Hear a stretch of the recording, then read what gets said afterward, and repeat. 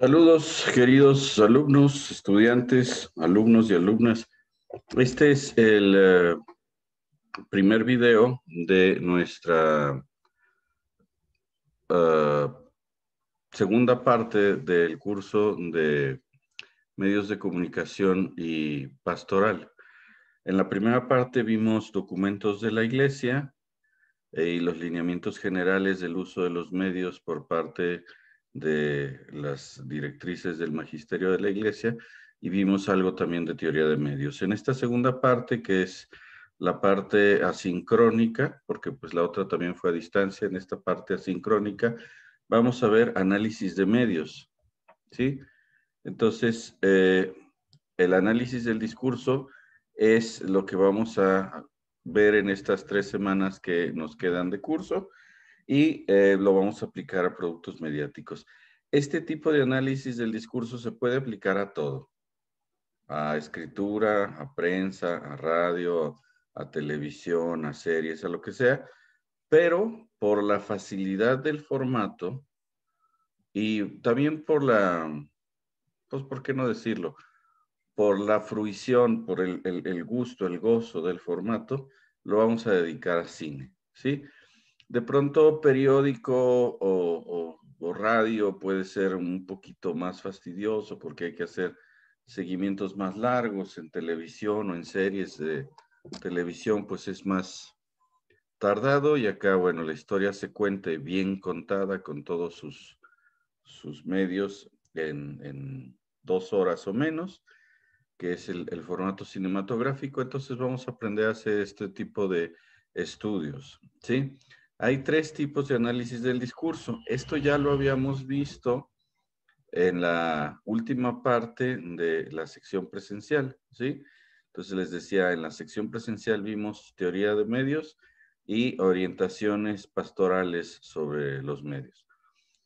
Ahora, dijimos que estos 3 tipos de análisis del discurso nacieron a partir del análisis y el estudio especialmente de la Biblia, ¿sí? Y donde más se refinaron fue especialmente finales del siglo XIX y el siglo XX, especialmente en Francia, ¿sí? Estos 3 tipos de análisis son la hermenéutica, la semiótica y la exegética o exégesis, que también se le denomina así. Podrán decir que ¿cuál es la diferencia? La diferencia depende del autor o de la escuela a la que estamos asistiendo. Y puede ser desde toda hasta ninguna. Algunos usan las palabras de manera intercambiable, pero tenemos que entender que los nombres de los conceptos son como los nombres de las calles. Uno no camina en el nombre de la calle, uno camina en la calle real, ¿sí? Entonces tenemos los nombres y los conceptos. Entonces nosotros tenemos que aprender a manejar, a transitar los conceptos. Para entendernos en el curso, pues tenemos que ponernos de acuerdo cómo les vamos a decir, ¿sí? Entonces, por ejemplo, hay autores que a los 3 tipos de análisis les dicen hermenéutica, ¿sí? Y le ponen apellido. Entonces, hermenéutica esto, hermenéutica lo otro y hermenéutica lo demás allá. ¿Sí? Hay varios de etiquetas así en donde todos les dicen hermenéutica o les dicen todos semiótica o nada más a uno hermenéutica y a dos semiótica y así. No hay un acuerdo universal. ¿Sí? Sin embargo, por la etimología de las palabras, ¿sí? Vamos a hacer un pequeño acuerdo aquí en lo que dura el curso para entendernos de qué estamos hablando y vamos a hacer una diferenciación de los 3 tipos de análisis. Lo que sí es un acuerdo más o menos universal, eso sí lo pueden encontrar como muy estable, es que son estos 3 tipos de análisis, es decir, los conceptos sí están bien diferenciados, ¿sí? Yo creo que ustedes han conocido, no sé si en sus lugares de origen, pero por ejemplo aquí en Guadalajara es muy común que la misma calle cambia de nombre a lo largo de su trayecto. Sí, entonces tenemos ahí cerca de la Universidad Marista la calle, la Avenida Patria, ¿sí?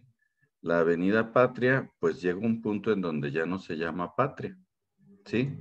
Se llama, ay, se me fue el nombre, pero bueno, cambia de nombre. O la avenida Circunvalación cambia de nombre, ¿sí? Y así como hay la misma calle, cambia de nombre varias veces. Por ejemplo, aquí cerca de la calle es casa de su servidor, que es casa de ustedes. Hay una calle que se llama 8 de Julio, y luego se llama Cruz del Sur, y luego se llama Copérnico, y luego se vuelve a llamar Cruz del Sur, y sí, cambia de nombre varias veces en un trayecto muy corto. Pero lo que importa es conocer la calle para no perderte, aunque le cambien el nombre. Y también pasa aquí en Guadalajara, y eso sí yo creo que por todos lados, de que hay varias calles con el mismo nombre, ¿sí? Entonces, por ejemplo, yo creo que en México hay montones de calles Hidalgo, ¿sí?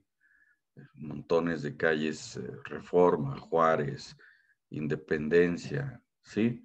Entonces, pues igual acá tenemos las etiquetas y los conceptos. Entonces, nosotros por donde transitamos es por las calles, no por los nombres. Entonces, lo que importa es que a ustedes les queden bien diferenciados los conceptos y entonces los pueden reconocer sin importar el nombre que les ponga un autor o otro. Mientras tengan claro el concepto, el nombre no los va a perder. ¿Sí? Y para tener claro el concepto, vamos a usar este viejísimo esquema griego de la comunicación de emisor, mensaje, receptor, que son como lo que se creían que eran los tres elementos básicos de la comunicación y son como los fundamentos distintivos de los tres tipos de análisis, ¿sí? Hay un análisis del discurso que se va a centrar en el emisor, otro que se va a centrar en el mensaje y otro que se va a centrar en el receptor. Si tú diferencias eso claramente, ya les puedes decir como quieras y no te pierdes, ¿sí? Sabes por qué calle vas, sabes qué concepto estás usando. Entonces, a la hermenéutica, sí, la palabra hermenéutica la vamos a usar para el análisis que se centra en tratar de entender la postura del emisor. La semiótica es el análisis en donde nos vamos a centrar en el análisis del mensaje y la exegética es el tipo de análisis en donde nos vamos a centrar en tratar de entender la interpretación del receptor, ¿sí? Dicho de otro modo, vamos a ponerle preguntas, ¿sí? La hermenéutica trata de contestar qué quiso decir el autor. Esa es la pregunta que nos vamos a hacer. La semiótica, ¿qué dice el mensaje? Porque no es lo mismo lo que quisiste decir que lo que acabaste diciendo, ¿sí? A veces acabamos diciendo cosas que nosotros no notamos o no éramos conscientes, ¿sí? De lo que queríamos decir. Y esto es muy interesante porque de pronto, si tú quieres, por ejemplo, hacer una película de época y quieres saber cómo eran las modas y el lenguaje y el trato entre las personas en México en el siglo, ¿qué te gusta? 17, ¿sí? En Puebla. Hay más posibilidades de que encuentres eh, más naturalidad y más datos reales de eso en novelas de la época que no buscaban retratar la época, que en historiadores que tratan de decirte era así y era asado, ¿sí? Entonces, ahorita que yo estoy hablando, me dé o no me dé cuenta, estoy usando las convenciones de nuestra época, a lo mejor voy a usar ejemplos que tienen que ver con los problemas contextuales, como el asunto este de, por ejemplo, les decía que normalmente era primera sección presencial y la segunda a distancia, pero ahora fueron a distancia las dos, entonces la otra fue sincrónica y esta es diacrónica. Y eso tiene que ver con, pues, el asunto este de la pandemia que estamos pasando y estoy haciéndolo ver, aunque no era mi intención. Mi clase va de otra cosa y no de problemas durante las clases del siglo XXI, ¿no? No, o del año 21 también. Entonces, ahí está, ¿qué dice el mensaje? ¿Cómo acabó retratando, pues, la época, la cultura, los valores, incluso los conflictos internos a veces del autor, ¿no? Ahí se asoman y uno enseña a los guaraches a veces sin saber, ¿no? Dicen los psicólogos que ahí uno se proyecta, ¿no? Entonces eso se ve en la semiótica. Entonces puede ser distinto, puede ser ajeno, incluso puede ser contrario a nuestras intenciones, ¿sí? Que no es lo mismo lo que quisiste decir que lo que acabaste diciendo. Y la tercera pregunta, que es una pregunta que también es muy importante en el estudio bíblico, que es donde surgen estos tres tipos de estudio, es qué le dice al receptor, ¿sí? Entonces, ¿qué me dice a mí? ¿Qué significa para mí? ¿Cómo lo interpreto? Voy a poner un ejemplo clásico, un ejemplo de libro. Las películas de Rambo son unas películas que hacen los norteamericanos, que son del bloque súper de derecha capitalista, ¿sí? Para poner a Rambo como el héroe que derrota a los comunistas, ¿sí? En la primera pelea, en la primera película se pelea contra los comunistas de Vietnam que atraparon a... No, es un... En la primera película es un sobreviviente que peleó en la guerra de Vietnam contra el Vietcong, contra los comunistas. En la segunda va a tratar de liberar a unos soldados que se quedaron presos allá en Vietnam con los comunistas. Y en la tercera se pelea con los soviéticos comunistas que quieren ponerles un oleoducto a los talibanes, ¿no? Todas las tres películas de Rambo son el estilo norteamericano contra el comunismo, ¿sí? Sin embargo, las guerrillas comunistas en América Latina usaban las películas de Rambo para sus entrenamientos militares, porque ahí en las películas se veían técnicas de movimientos, de no sé, cómo andar pecho tierra, cómo camuflarte, cómo portar el cuchillo, cómo cortar cartucho, cómo disparar, ataques cuerpo a cuerpo, defensas y ese tipo de cosas. Entonces, aunque hermenéuticamente los autores pretenden decir que los norteamericanos capitalistas son los buenos y que los orientales comunistas son los malos, ¿sí? En la práctica, los receptores lo usaron para adiestrar guerrillas comunistas, ¿sí? O sea, es esto que le dicen algunos excedente de significado. Era algo que no quisieron decir los autores, o sea, los autores no quisieron hacer un manual para entrenamiento de guerrillas socialistas o comunistas, pero pues se usaba para eso. Sí, entonces yo creo que va a quedar más claro con el ejemplo bíblico, que es de donde salen los tres tipos de análisis, ¿no? Vamos a poner un pasaje del Evangelio, el que ustedes piensen, el que ustedes elijan. Vamos a suponer que la parábola de los talentos, ¿no? Jesús platica que a un trabajador le dieron tantos talentos y fue y los invirtió, y otro fue y ganó tanto, y otro fue y los enterró, ¿sí? Y entonces tú podrías preguntar qué quiso decir el autor, ¿no? Y entonces tú podrías decir, bueno, está hablándonos de las facultades personales, los dones, las gracias que tiene cada quien, ¿sí? Y aquí en la hermenéutica tienes que ver cómo era el contexto, ¿sí? Y entonces podríamos nosotros hacer el análisis de a cuánto equivale un talento. ¿Cuánto compraba un talento, no sé, en horas de trabajo y en dólares, a cuánto equivale ahora como para sopesar el esfuerzo o la confianza que se tiene dándole talentos a alguien, ¿sí? Eh, ¿Qué dice el mensaje? ¿Sí? Ahí es contra qué lo contrapone en la gramática que usa, en el modo que acomoda los símbolos, ¿sí? ¿Qué es lo que está bien y qué es lo que está mal? Entonces, el que se gasta los talentos, pero los usa inteligentemente para conseguir más, es el que se le dice que es el siervo bueno, y al que los cuida y no se los gasta, se le dice siervo malo y perezoso, ¿sí? Y entonces, ¿qué quiere decir eso?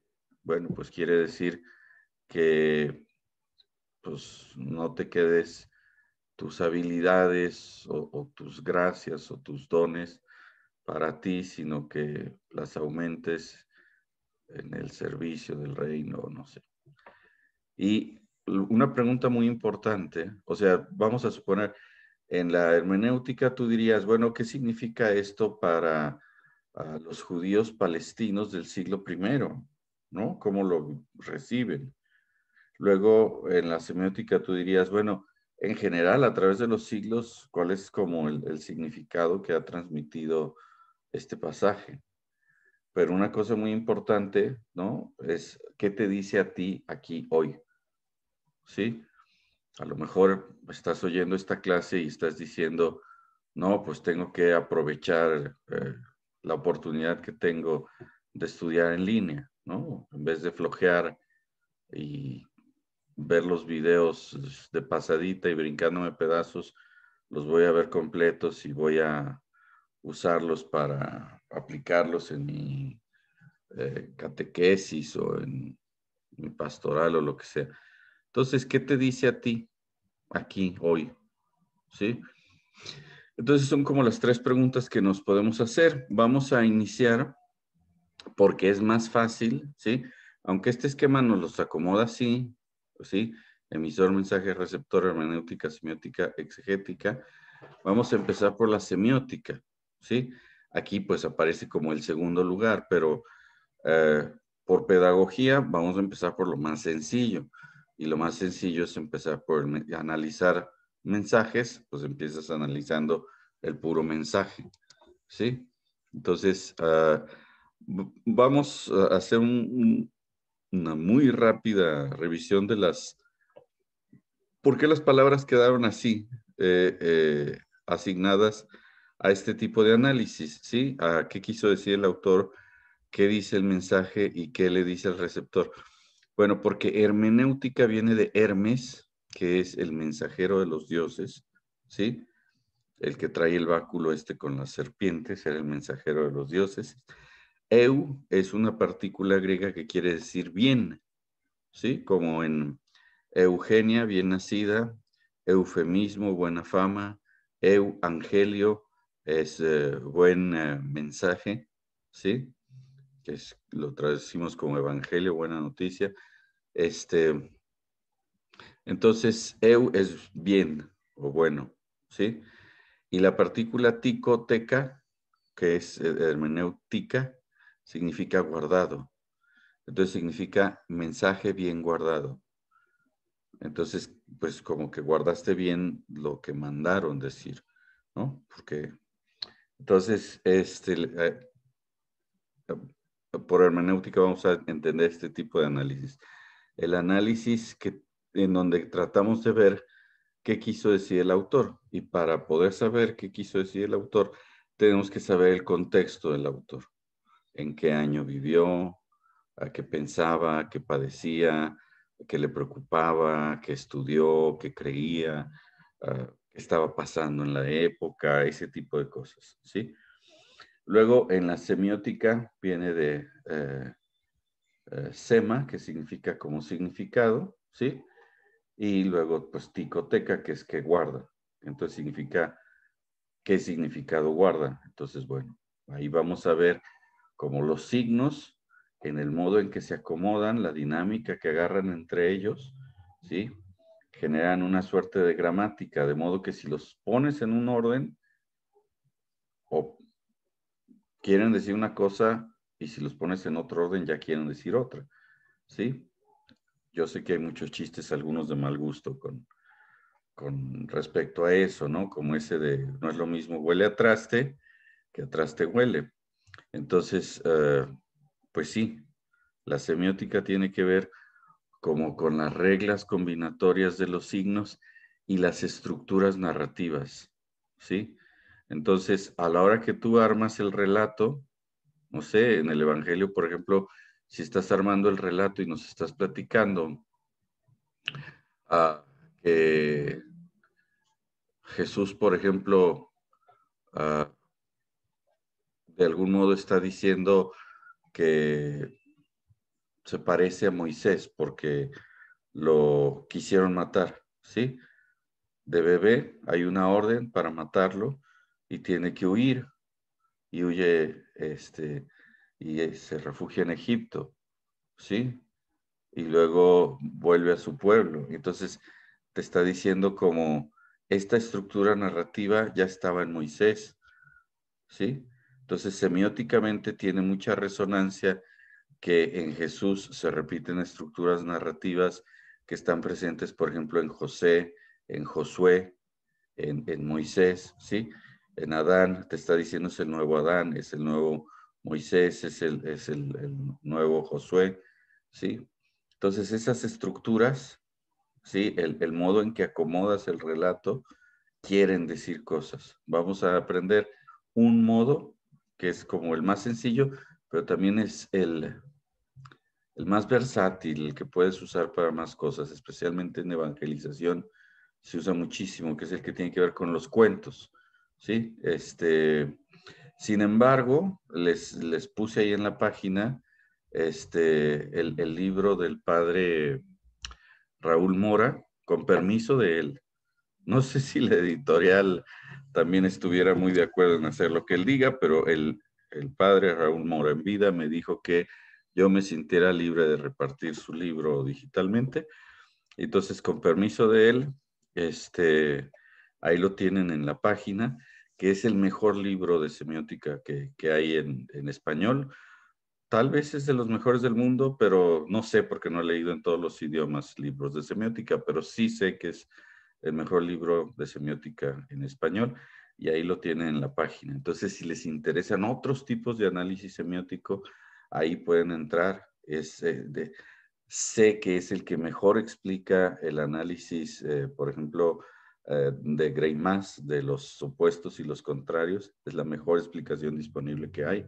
Entonces les recomiendo mucho el libro del padre Raúl Mora. Ahí está en la página, aprovechenlo, ¿sí?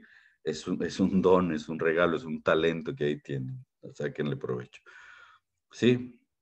Y entonces, después, exegética viene de exes, que es como de exterior, ¿no? Significa fuera. Gesis es guiar, ¿sí? Y tica es guardar, ¿no? Entonces significa como guiar hacia afuera lo que está guardado. Sería como ¿qué le sacas? ¿Sí? Entonces, traducido es, uh, la hermenéutica es como ¿qué es lo que consiguió llegar bien de lo que mandaron? La semiótica es como ¿qué signos guarda? Y la exegética es como ¿qué le sacas? ¿Sí? Entonces, debido a estas etimologías, hicimos corresponder estos tres nombres aquí, pero como les decía, hay autores que a los tres les dicen hermenéuticas con apellidos distintos, o las palabras, decíamos, son como los nombres, y lo que importa son los conceptos, ¿no? Entonces, que ustedes distingan que hay estos tres tipos de análisis, ¿sí? El contexto, el texto y el pretexto, es decir, como para qué, cómo se interpreta, cómo se usa. Muy bien. Ahora, vamos a empezar con semiótica. Y en semiótica, les decía, vamos a usar el cuento. Y en el cuento, el esquema narrativo semiótico del cuento, la primera descripción, y tal vez por ello mismo la más meritoria, es la de Vladimir Prop. El cuento maravilloso, que le decimos cuento de hadas, que los gringos le dicen fairy tales, también le decimos cuento maravilloso, ¿sí? El cuento que le contamos a los niños antes de irse a la cama, ¿sí? también les decimos cuentos para niños, así. Es un ejercicio de estilo que tiene ciertas reglas estrictas, ¿sí? Es un relato arquetípico e iniciático también. Es decir, tiene una estructura más o menos impuesta que es relativamente uniforme en todos los tiempos, de todas las culturas, de todos los países, y tiene la función de iniciar a los niños en la vida adulta. Por eso tiene esta función iniciática, ¿sí? Les trata de explicar a los niños como secretos, tips, trucos, valores, reglas, moralejas para poder funcionar bien como adultos en el proceso, guiarlos, iniciarlos en el proceso de volverse adultos, ¿sí? El folclorista ruso Vladimir Prop en 1928 escribió este libro que se llama Morfología del Cuento y entonces él hizo una cosa que es, nos presenta una suerte de gramática, es decir, un recorrido y unas reglas combinatorias, ¿sí? Del cuento popular en una serie de fórmulas o algoritmos que ponen en evidencia la tipología general. Para explicarlo con palabras más sencillas, ustedes saben que los folcloristas, como por ejemplo los hermanos Grimm, pues juntaban cosas del folclore, ¿no? Y de pronto hacían colecciones. Y Prop dice, ¿qué hace que los cuentos maravillosos sean cuentos maravillosos? O sea, ¿cómo distinguimos? ¿Qué común denominador tienen? ¿Sí? Y entonces buscó cuentos maravillosos de distintas épocas y de distintos pueblos, de distintas culturas, a ver si les encontraba un común denominador. Y pácate las que se los encuentra. No sé con qué tanta conciencia Vladimir Prop logra lo que muchísimos intelectuales y sociólogos intentaron antes que él por siglos, ¿no? Sin ir muy lejos, el francés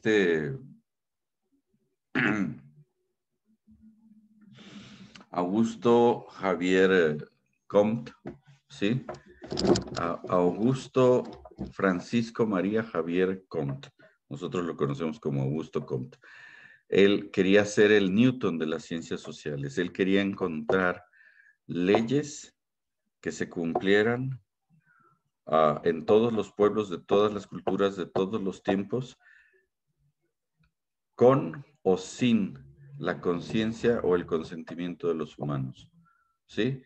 Quería encontrar leyes de la conducta humana uniformes en todos los tiempos y en todas las culturas. A esto se le dice que sean transculturales, es decir, a través de las culturas, o transhistóricos, a través de la historia, no transhistóricos de transistores, sino a través de la historia, ¿sí? Entonces, Comte formula 3 leyes del desarrollo de las ciencias sociales que no sirven para un pepino, resultaron ser completamente falsas. Todas las aportaciones de Comte y su positivismo se fueron a la basura y las que no se fueron a la basura siguen haciendo ruido, siguen siendo piedras en los engranes. O sea, fueron mal y de malas sus aportaciones. Lo único que quedó de Comte fue el nombre de sociología, ¿sí?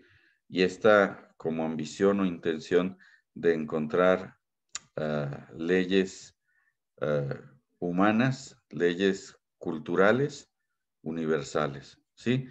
Y Prop es el primero que encuentra esto. Y dio el pistoletazo de salida cultural para una cosa que se llamó el estructuralismo. A partir de ahí, la gente empezó a buscar este tipo de estructuras en las culturas, en todo, en matemáticas, en literatura, por supuesto, en filosofía, en política, en arquitectura. Tuvo un boom muy fuerte el estructuralismo y la actual psicología evolutiva es como hija de esta corriente, que ahorita está muy fuerte, la psicología evolutiva, que es como pautas psicológicas universales en todos los humanos, sin importar su cultura y su tiempo, ¿no? O sea, leyes universales, pero no en las cosas, sino en las personas, ¿sí? Es el primero que encontró algo parecido, ¿sí? Fue Vladimir Prop. Lo andaban buscando. Otro que el siguiente logro muy cercano a él es ligeramente anterior a él, pero no publicó el libro, de modo que Prop no pudo haber sabido de él. Es un lingüista suizo, Ferdinand de Saussure. Pero bueno, es un gran logro intelectual, ¿no? Entonces, lo que encontró Vladimir Prop es que los cuentos para niños, o los cuentos de hadas, o los relatos maravillosos, se arman con dos cosas, con variables y con constantes.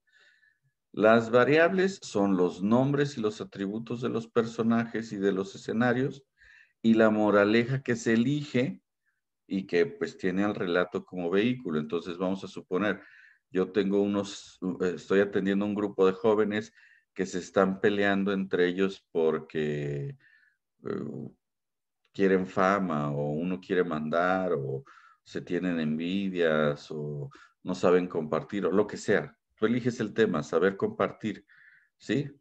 Y entonces inventas un cuento donde la moraleja es, pues a los que no saben compartir se los lleva la tristeza, ¿sí? Entonces esa es la moraleja, y todo el cuento es para vehicular, para llevar, transportar, hacer llegar, que se traguen, que crean, que introyecten, que asimilen, que gusten, que degusten, ¿sí? La moraleja. Y entonces, pues las variables, pues ahí está, pues si fue hace muchos años, o si fue un reino muy, muy lejano, o si pasó en Uruapan, o si pasó en el planeta Pandora, o si pasó hace muchos años en otra galaxia, o si pasó en donde tú quieras que haya pasado, en la Tierra Media, ¿sí? Y si el héroe es un sastrecillo valiente, o si es un niño perdido en la selva, o si es un superhéroe, o si es un príncipe, o si es el hijo menor del molinero, o si es niño, o si es niña, o si es un oso, o si lo que sea. Todas esas características, pues tú las mueves, ahí las meneas, como para que se identifiquen mejor las personas a las que va dirigida, ¿sí? Y eso, allí es el Festival de la Creatividad. Eso lo puedes cambiar todo lo que quieras. No hay límite, ¿sí? Pero las constantes, esas son constantes, esas no cambian. Esas están siempre así en todos los cuentos para que sean cuentos, ¿sí? Si no, no funcionan. Son dos tipos de constantes, ¿sí? Los roles o funciones, a las funciones, ¿sí? También les podremos decir escenas o acontecimientos o situaciones narrativas, ¿sí? Esas son las funciones, cosas que tienen que pasar. Y los roles son como una suerte de papeles que se asumen, pero no es lo mismo que los personajes, ¿sí? Entonces las funciones son hasta 31. ¿Por qué hasta? Porque hay un paquete básico que todos los cuentos tienen, ¿sí? Y hay como un paquete como el extra, el bonus track, ¿sí? Que algunos cuentos tienen como ese adicional, ese añadido, y entonces puedes sumar más y llegar hasta 31, pero no siempre son 31, ¿sí? Y los roles que les dice Prop, les dice dramatis personae, está en latín, ¿sí? Que son hasta 7, porque son 6 obligados y hay uno opcional, que a veces está y a veces puede no estar. Tú sabes si está o no está, pero si está, tiene que ser de cierta manera y no de otra, ¿sí? Y cada uno de esos roles tiene su propia esfera de acción. Ahora aquí tengo que ser muy claro y voy a ser muy insistente. Los roles no son los personajes. Los roles no son los personajes. Los roles no son los personajes. Lo explico y luego lo repito. En primer lugar, porque el mismo personaje puede tener varios roles o puede cambiar de rol, ¿sí? Entonces, puede que yo sea por ejemplo, un rol es el ayudante del héroe, ¿sí? Un rol es el héroe. Un rol es el enemigo del héroe. Entonces, puede que alguien que primero fue el enemigo del héroe, ¿sí? Después se vuelva su ayudante, ¿sí? Y hemos visto en historias de así de personajes que pues primero no te quería, pero después ya vi que eras buena gente y ahora te ayudo. Como el gato con botas con Shrek, ¿no? Primero contratan al gato con botas para matar a Shrek, entonces el gato con botas entra con un rol de antagonista, de villano, ¿sí? Y luego cambia de rol y se convierte también en ayudante. Entonces, así como el mismo personaje puede cambiar de rol, también puede tener más de un rol, ¿sí? Puede que esté siendo el que va a ser rescatado y también puede ser el que ayuda o puede ser el que da la misión o el que dona el objeto mágico. Puede ser varias cosas al mismo tiempo. Entonces, personaje y rol no son lo mismo. Primero, porque el mismo personaje puede cambiar de roles. Puede tener varios o puede dejar uno y pasarse a otro a lo largo de la historia, ¿sí? Entonces, personaje no es rol, por eso uno. Y dos, porque el mismo rol puede tener muchos personajes, ¿sí? Entonces, por ejemplo, el rol este que les decía de ayudante del héroe, en Blancanieves y los 7 enanos y toda la bola de animalitos del bosque son los ayudantes de Blancanieves. Es el mismo rol, ¿sí? La función que tienen es ayudar a Blancanieves. Se acabó, no sirven para otra cosa, ¿sí? Entonces, los roles y los personajes no son lo mismo porque el mismo rol lo pueden tener varios personajes y el mismo personaje puede tener varios roles. Espero que haya quedado claro. Ya lo repetí mucho tiempo, ya perdí mucho tiempo en eso. Bueno, vamos a lo que sigue. Los 7 dramatis personae o roles dramáticos son, primero, el héroe. ¿Quién es el héroe? El héroe es aquel que se tiene que hacer cargo de alguien más aparte de él, incluso poniéndose en riesgo él y sus propios intereses. ¿Sí? El héroe no es alguien que se sale con la suya, es alguien que está dispuesto a perder la suya por salvar a otro. ¿Sí? Ahora, esto es muy importante. Cuando Vladimir Prop hace este esquema, él dice, pues miren, encontré que en todos los tiempos y en todas las culturas sale esto. Y él muy claramente dice esto es lo que está ahí, pero no contesta por qué está ahí. O sea, nosotros nos podríamos preguntar, bueno, ¿y por qué en todas las culturas están esos 7 roles? ¿Por qué no otros? ¿O por qué no más? ¿O por qué no menos? ¿Sí? Entonces, después de Vladimir Prop, vinieron filósofos como Joseph Campbell, psicólogos como Jacques Lacan, que trataron de explicar por qué, ¿sí? Y entonces nos dicen, el cuento para niños es una metáfora del proceso a través del cual el niño se convierte en adulto responsable. Y ser adulto responsable, solidario y autónomo, ser un adulto pleno es ser responsable, solidario y autónomo. Y entonces para lograrlo, ¿sí? Uno tiene que pasar como por ciertas fases. Uno identifica ciertas cosas, ¿sí?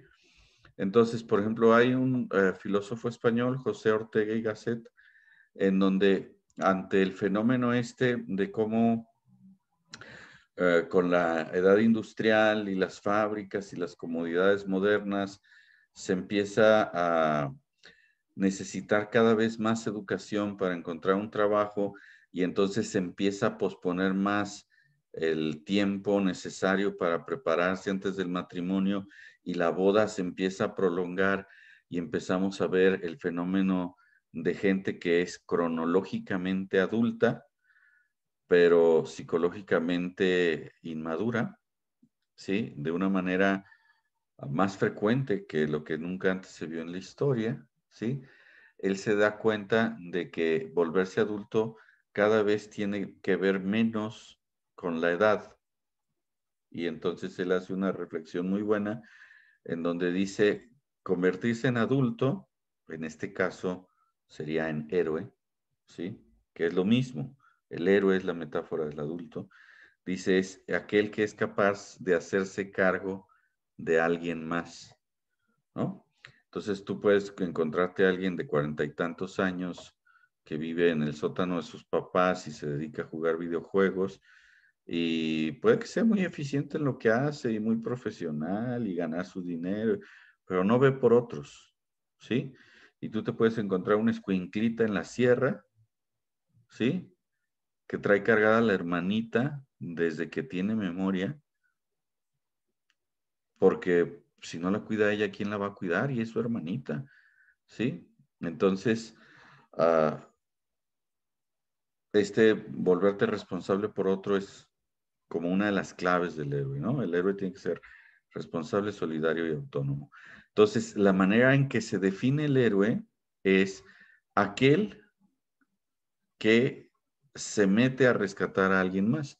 Y este alguien más que necesita ser rescatado es la princesa o el rey, ¿sí?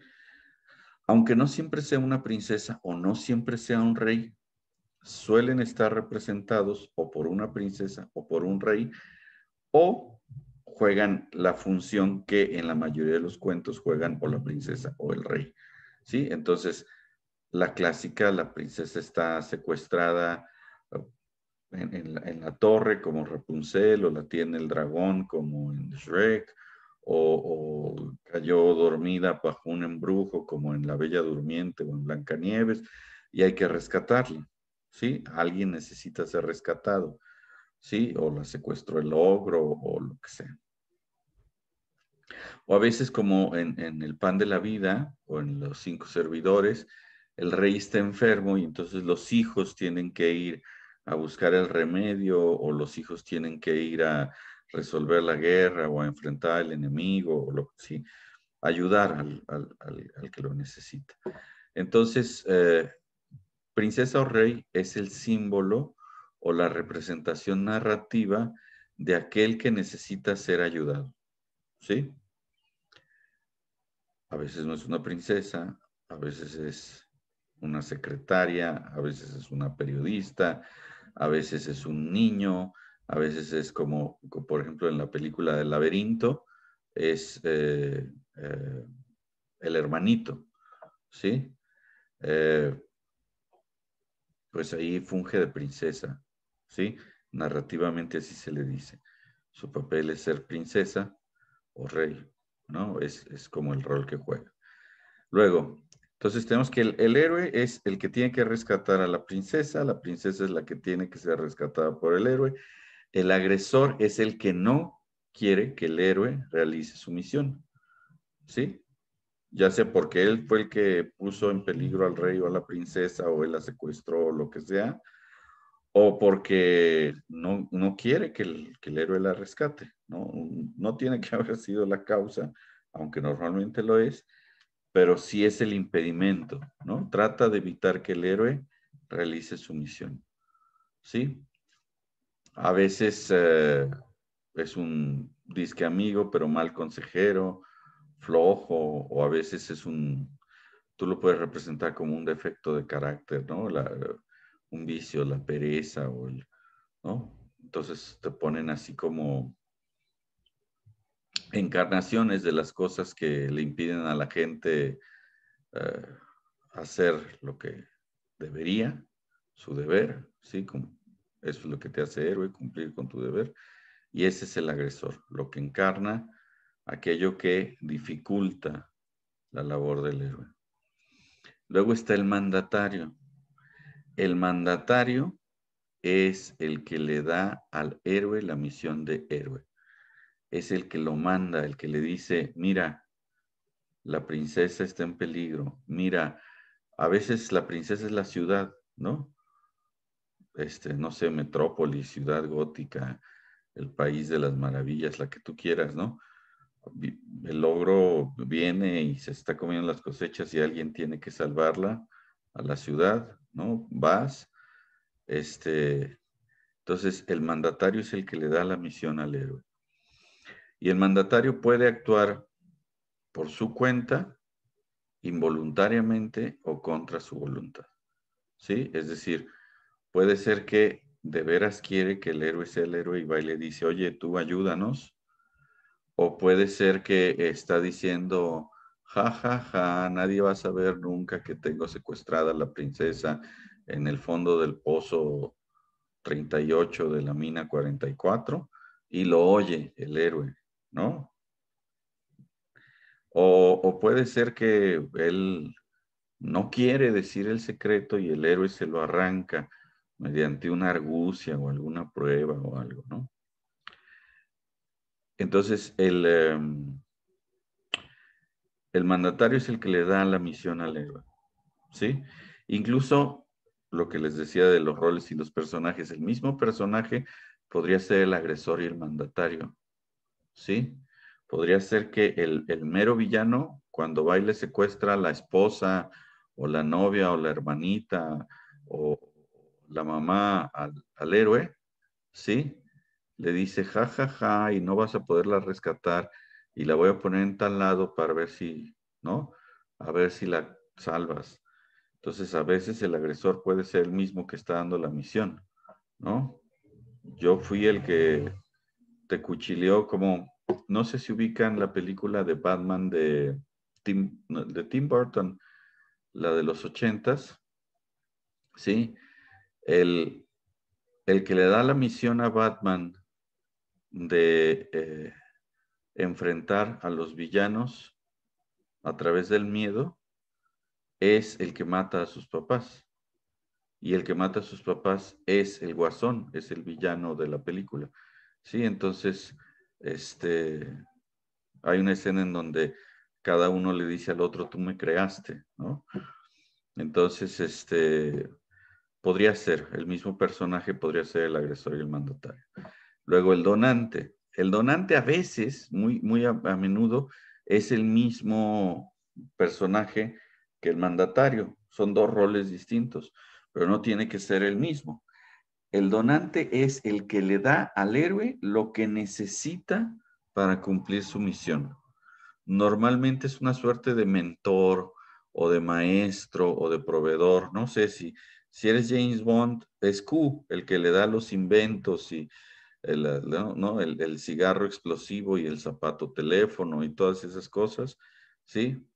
Es el que le da al héroe lo que el héroe necesita.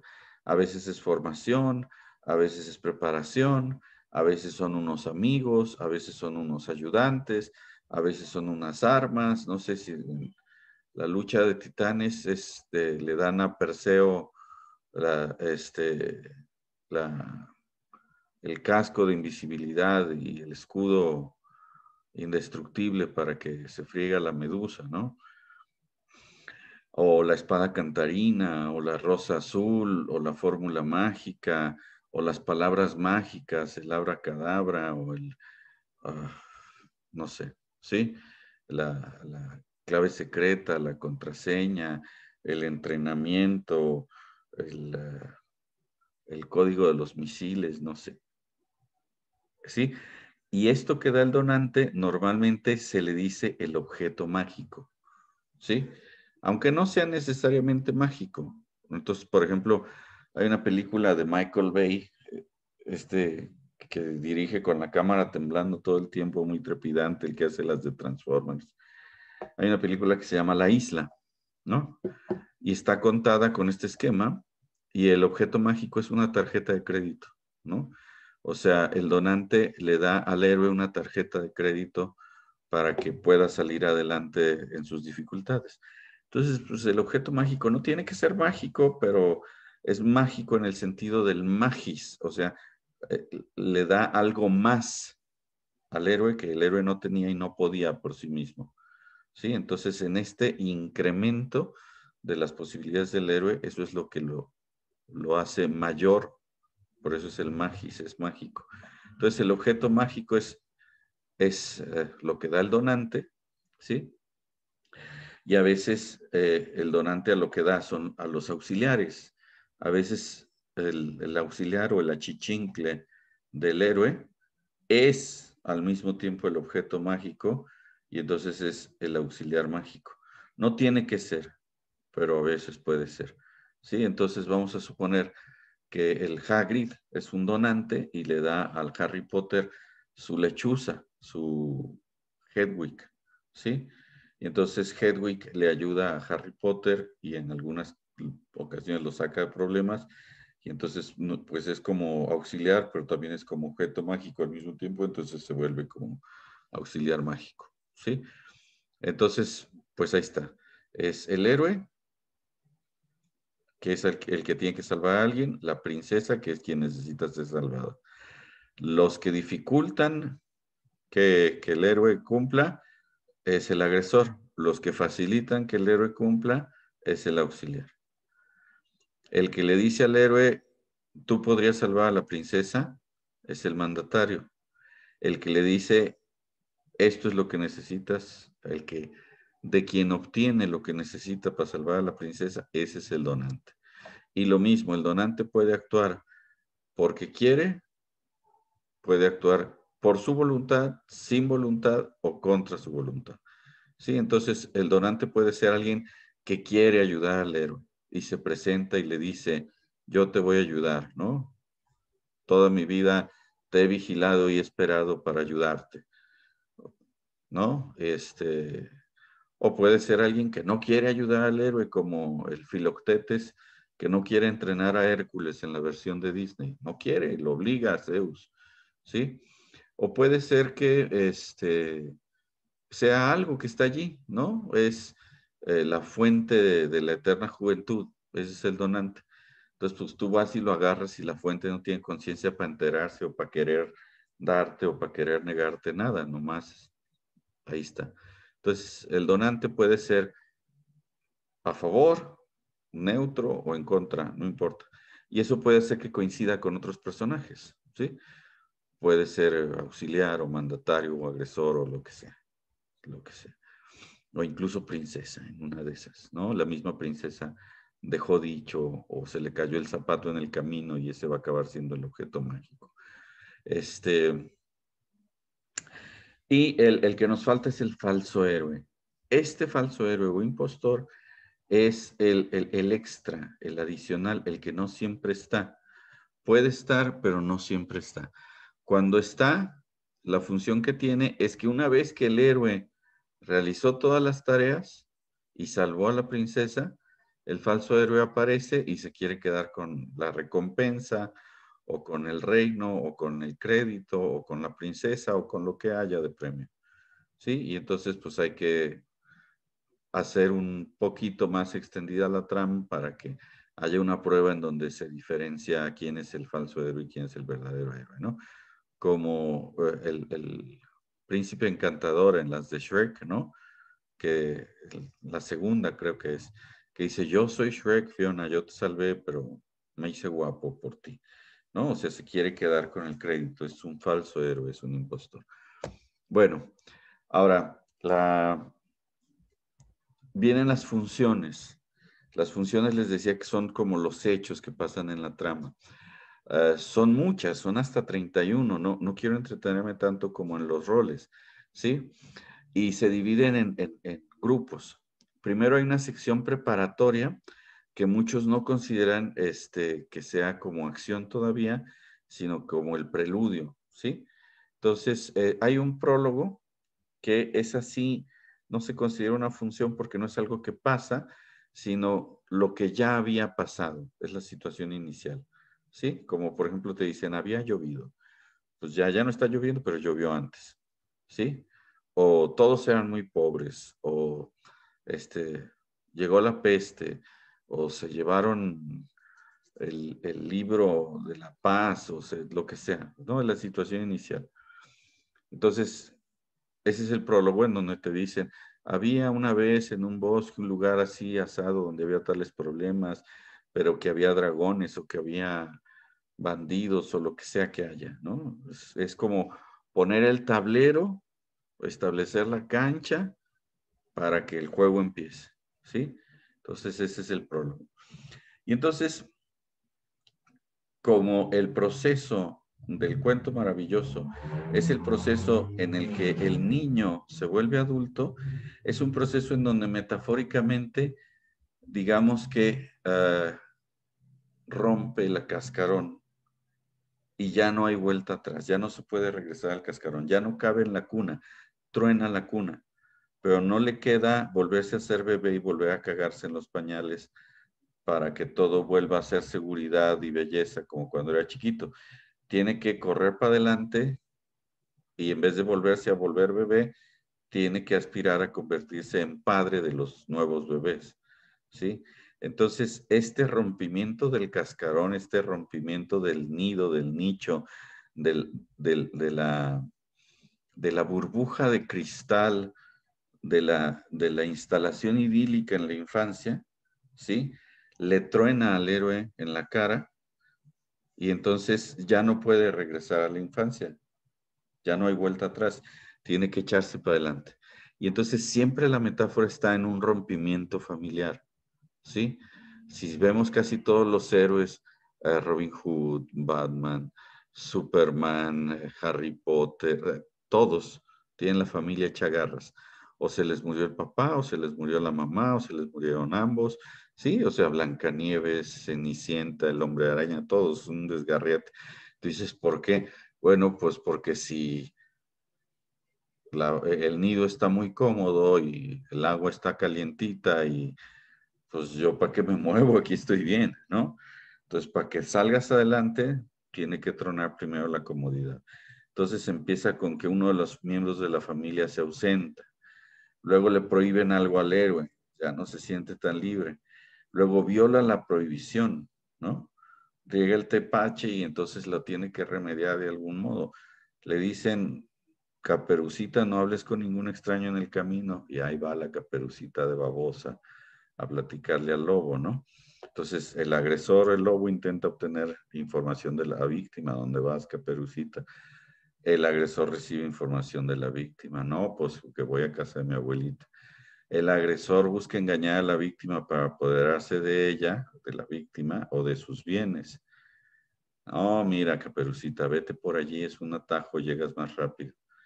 Complicidad, la víctima ingenua ayuda voluntariamente a su enemigo. Ahí va la babosa de Caperucita a irse por el camino más largo, dándole oportunidad al lobo de llegar primero, ¿sí?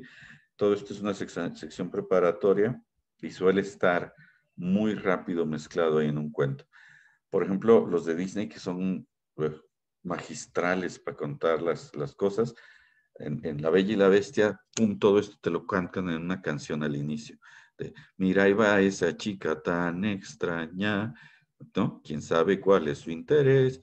Y entonces ahí vemos que no, que es extranjera en un pueblo, que no tiene a su mamá, que la gente de ahí no quiere que sea inteligente, que no quiere que lea, tiene esa prohibición.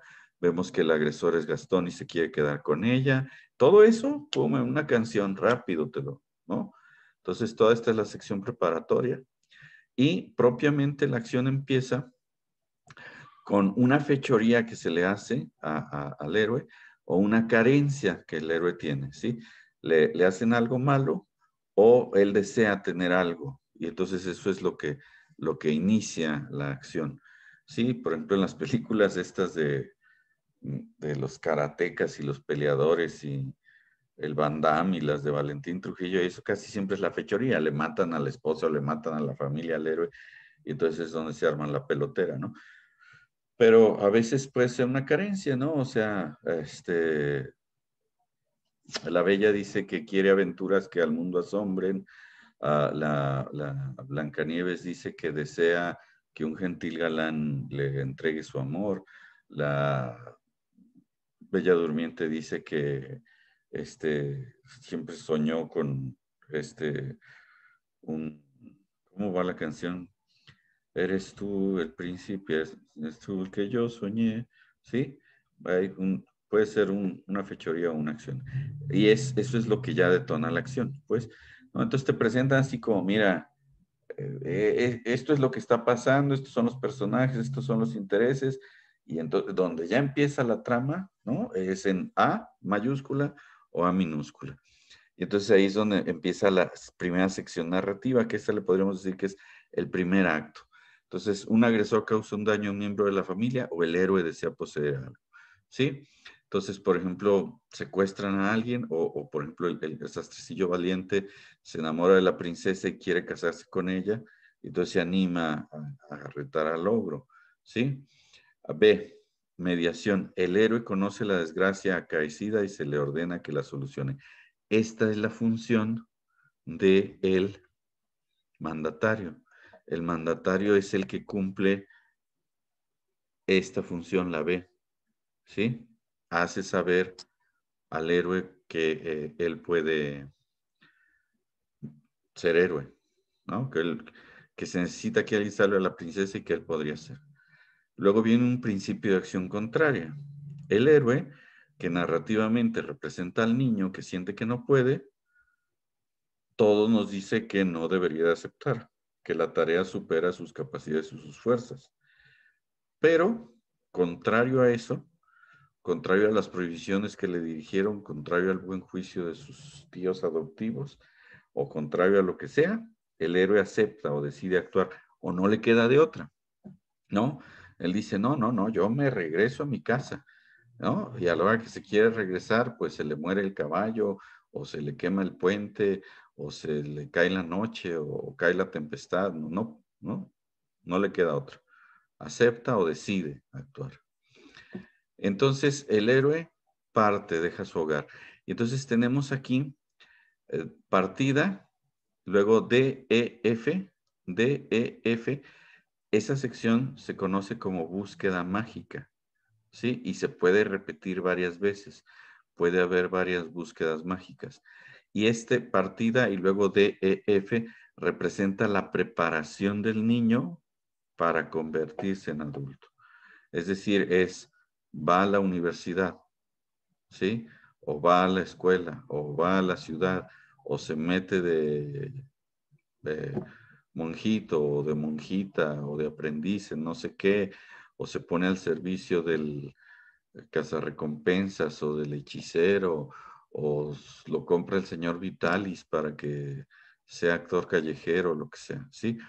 Entonces, el héroe deja su hogar, sale de su nidito cómodo, y entonces viene la función del donante.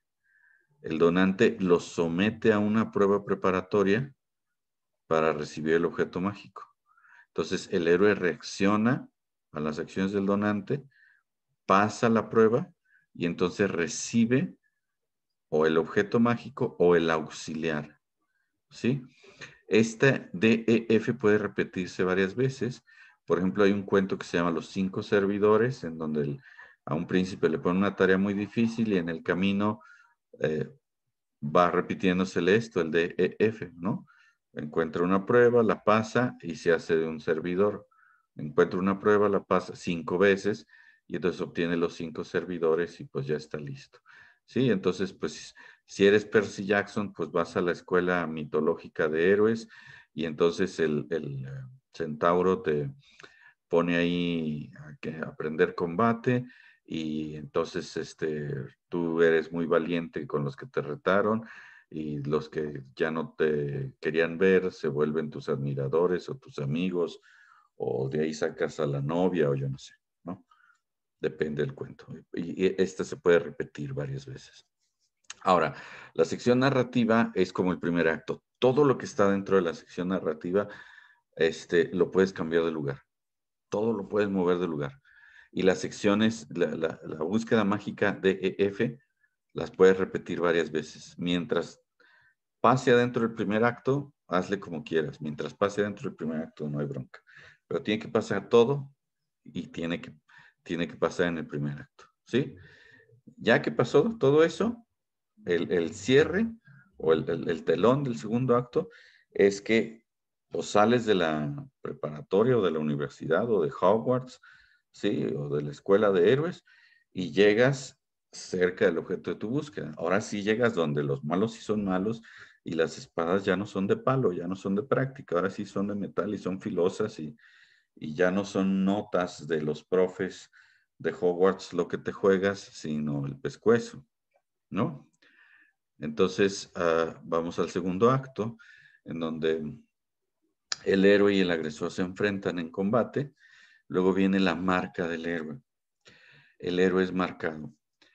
Aquí los psicólogos son muy insistentes en que la marca del héroe suele ser la superación del complejo de Edipo mediante la muerte simbólica de la figura paterna. No espero que se entienda la primera, así que lo voy a repetir y lo voy a explicar. La marca del héroe suele ser la superación del complejo de Edipo mediante la muerte simbólica de la figura paterna. Es decir, el, el héroe como niño trae la onda de, ay, sí, los papás no dejan que uno haga, ay, sí, los adultos prohíben, ay, sí, las reglas son restrictivas, ay, sí, la autoridad, la disciplina, no, como que esto está gacho, la responsabilidad, no sé, ¿sí? Y la marca del héroe es que de pronto el que fungía de figura paterna o de autoridad para el héroe deja de ser figura paterna o deja de ser autoridad, ¿sí? Hay una muerte simbólica, no tiene que ser una muerte física, ¿sí? Resulta que era un traidor, resulta que se va, que se lo llevan, que lo matan, que lo fulminan, que lo congelan, que lo convierten en piedra, que lo que tú quieras, ¿sí?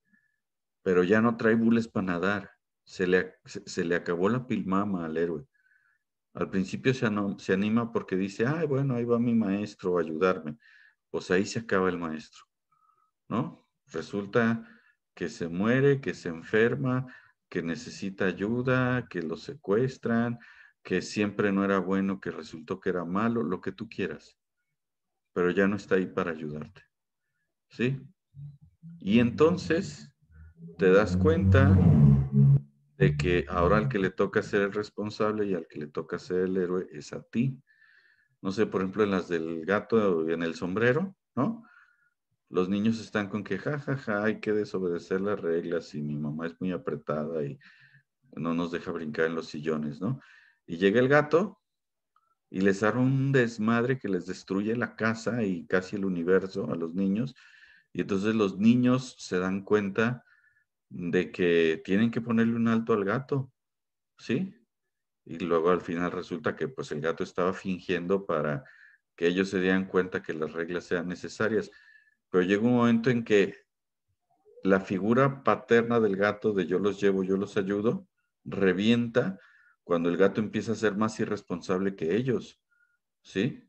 Cuando en vez de cuidarlo, el gato, cuidarlos a ellos empiezan a tener que cuidar al gato y a cuidarse del gato, ¿no? Entonces, de algún modo hay una muerte simbólica de la figura paterna y entonces esto hace que se supere el rencor,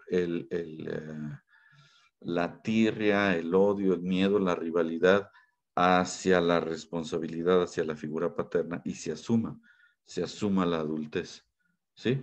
Entonces, a mí me llegó a pasar de niño que yo decía, yo siempre me he preguntado tal cosa y siempre me he preguntado tal cosa y como que esperaba que alguien me la contestara hasta que llegó alguien y me la preguntó a mí, ¿sí? Entonces, de pronto, sí, el que era el protector le cae un rayo, ¿sí? Y volteas alrededor y todo el mundo en vez de decir, yo te protejo, te dicen a ti, protégenos. Entonces tú te conviertes de pronto en el que tiene que animarse a ir solo, ¿sí? Entonces psicológicamente muchas veces esa es la marca del héroe, ¿no? A Batman le matan a sus papás, a Harry Potter le matan a sus papás, o no, no tenían que ser tus papás, ¿no? Te quedas sin tus amigos, lo que sea. Y ves como una huella psicológica, pero también la marca del héroe, cuando hay falso héroe, puede ser literalmente una marca, ¿sí? Como en las películas del zorro, que el verdadero zorro trae una herida en el hombro porque a la hora que salvó a la princesa o a la muchacha o a los esclavos de la mina se cortó el hombro, y luego a la hora que hay dos zorros y no sabes cuál es el bueno, ¿no? Ah, pues al que le aprietes el hombro y te manches de sangre, ese es el bueno, ¿no? A veces la marca del héroe es que se aprendió unas palabras mágicas o que se aprendió un truco. Y cuando salga el falso héroe, eso va a servir para que se sepa quién es el bueno y quién es el malo, ¿no? Ah, el verdadero héroe presenció estas cosas y entonces resuelve el acertijo o cumple la misión o lo que sea, y el falso héroe pues no puede porque pues no estuvo allí. Entonces la marca del héroe puede ser una marca física, puede ser una marca psicológica, o puede ser también como una impronta de aprendizaje o cultural o lo que sea, pero bueno, es una marca. Luego, el agresor es vencido. Aquí es muy importante. En este proceso que el cuento maravilloso te hace para que aprendas a ser adulto, te dice que tienes que poder solo, pero que tienes que aprender a pedir ayuda. Entonces el agresor es vencido, ¿sí? Y entonces se repara el daño inicial, la carencia, pero ya que te vas a regresar, ya que parece que mataste al zombie, ¿sí? Sale la mano de la tierra y te vuelve a agarrar la pata, ¿sí? Entonces, en el regreso, cuando el héroe ya va de regreso a casa, el héroe es perseguido y entonces, pues qué bueno que tenía amigos, el héroe es socorrido, ¿sí? Entonces, tiene que lograrlo solo primero para que se dé cuenta que puede solo. Y luego lo socorren para que valore que tiene amigos, ¿no? Entonces ahí sí, más o menos siempre tiene que ser en ese orden. Entonces ya pasamos al tercer acto, que el tercer acto en su mayoría a veces está metido ahí en el brete del falso héroe, o es muy corto, cualquiera de las dos.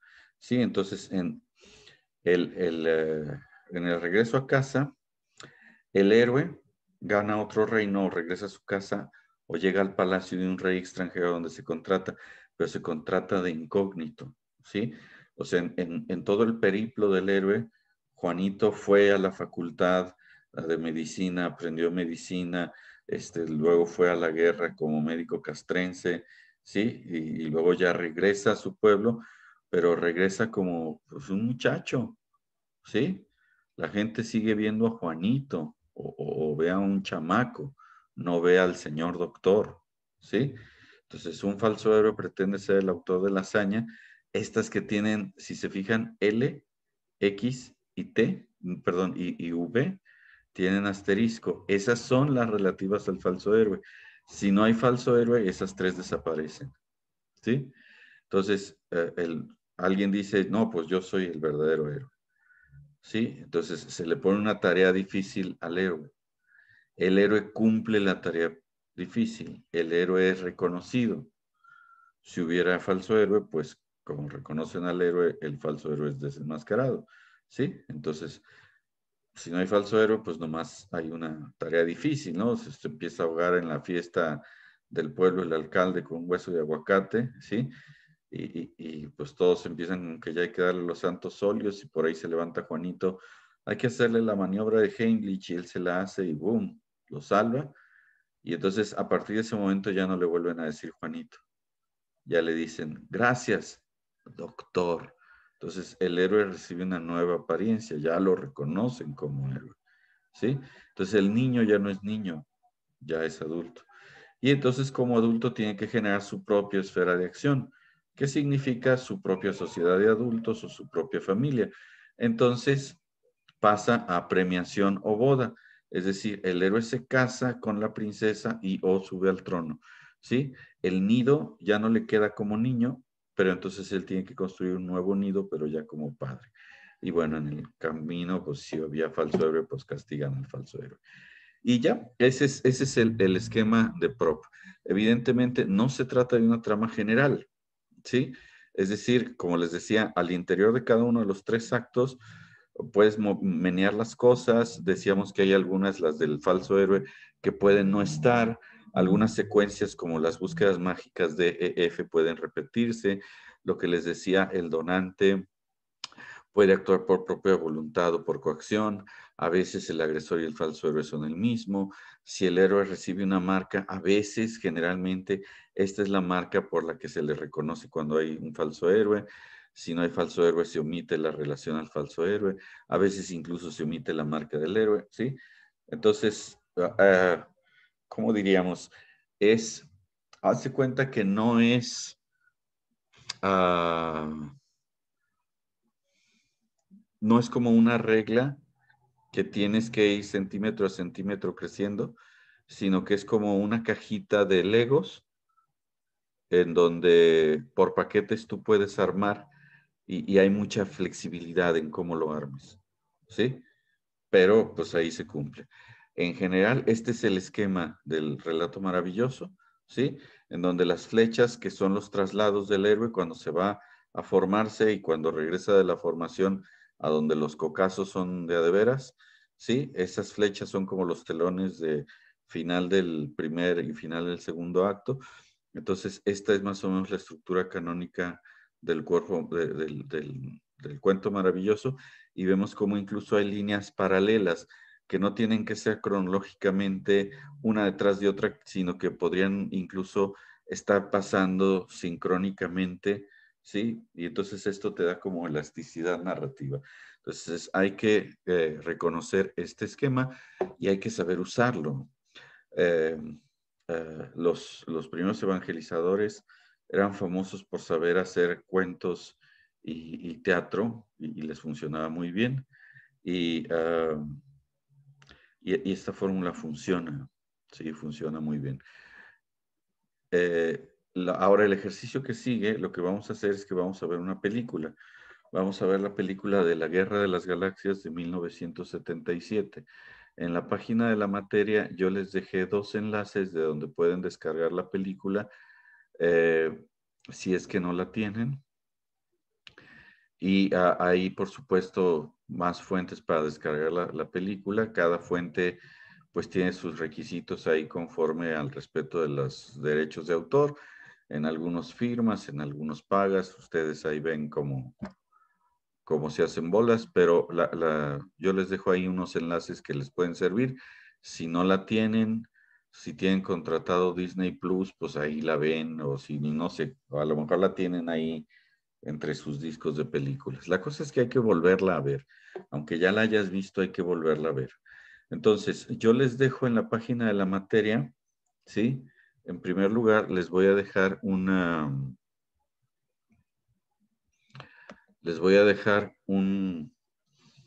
formato en donde está el esquema de prop, ¿sí? Y entonces tú lo que tienes que hacer mientras ves la Guerra de las Galaxias es rellenarlo.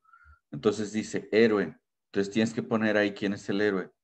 Y entonces dice princesa, pues tienes que ponerme quién es la princesa. Auxiliares mágicos, ¿quiénes son los auxiliares mágicos? El antagonista o el malo, pues dices, el malo es fulano de tal. Y luego vienen las acciones que ocurren, las funciones. Entonces dice, ahí se le dirige una prohibición al héroe, pues me tienes que poner que le prohibieron al héroe. Le prohibieron tomar leche, le prohibieron viajar en cohete, ¿qué le prohibieron? Entonces, aunque ya hayas visto la película, necesitas volverla a ver para contestar esto, ¿sí?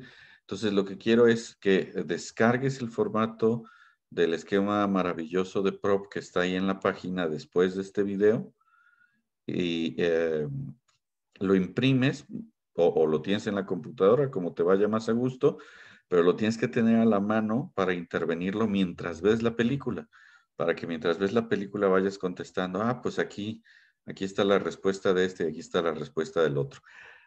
Como te decía, no es como una regla que se llena linealmente. A lo mejor la respuesta de la pregunta 3 te sale antes de la respuesta 3. No sé si me explico, ¿sí? Entonces, por ejemplo, tú dices, no, aquí dice, se le dirige, hay una fechoría y luego dice o desea algo. Bueno, pues porque para escribir en algún orden lo tienes que poner, pero, por ejemplo, en la Guerra de las Galaxias, primero se ve que el héroe desea algo y dice, yo quisiera esto, se los dice a los tíos, y les reniega porque no lo dejan, ¿sí? Y hasta después le pasa una fechoría, ¿no? Entonces, no tienen que estar linealmente exactamente en el mismo orden, sino que más o menos ahí ocurren en el mismo acto, ¿sí? Entonces, descarguen el esquema de prop, vean la Guerra de las Galaxias y contesten en qué parte se cumple cada cosa. Una vez que lo hayan hecho, entonces vean el siguiente video. En el siguiente video les resuelvo la tarea. Presento el esquema de prop, cosa por cosa, y te digo en qué parte se cumple de la Guerra de las Galaxias, ¿sí? Entonces, el héroe, pues el héroe fue fulano. El auxiliar fue fulano. La prohibición fue tal. La ausencia la ausencia del hogar fue esta, ¿sí? Entonces, pues no tiene chiste que veas el video que sigue si no has hecho la tarea. Entonces, primero haces la tarea, luego ves el video que sigue y entonces ya te calificas. ¿Sí? No te vas a poder calificar si haces chapuza. Entonces tú te calificas cuál estuviste bien y cuál estuviste mal, solo si hiciste la tarea antes. Entonces, lo que sigue ahorita es, descárgate el esquema de prop que está allí para que le completes con lo que está en la película, ¿sí? Ese es el paso 1 de este bloque es ver este video. Paso 2, descargar el texto. Paso 3, ver la película contestando el texto. ¿Sí? Y el paso 4 sería ver como el video de respuesta con el que ya está el análisis hecho y entonces ves cómo se cumple y para qué sirve. ¿Sí? Espero que haya sido claro y haya sido de su interés y agrado. Nos vemos en el próximo.